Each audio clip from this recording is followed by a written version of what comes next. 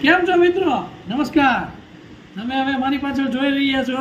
આપણે આજે વાત કરી છે મોતીલાલ ઓસ્વાલ નસ્દાક 100 ETF. હવે કોઈ આપણને ક્લાયન્ટ એમ કહેતા હોય કે મારે એપલમાં રોકાણ કરવું છે, માઇક્રોસોફ્ટમાં રોકાણ કરવું છે, એનવીડિયામાં રોકાણ કરવું, ટેસ્લામાં રોકાણ કરવું છે, બરાબર. હવે એ તો આપણે કરી શકીએ, પણ એનો બીજો રસ્તો હોય. પણ હવે હું તમને એની જ માટે જે ડાયરેક્ટ તમારે રોકાણ કરવું હોય આ બધી કંપનીમાં, જો તમારે એક મોતીલાલ ઓસ્વાલ નસ્દાક 100 ETF ફંડ છે, ETF છે, બરાબર. એની અંદર આપણે એસઆઈપી બી કરી શકીએ અને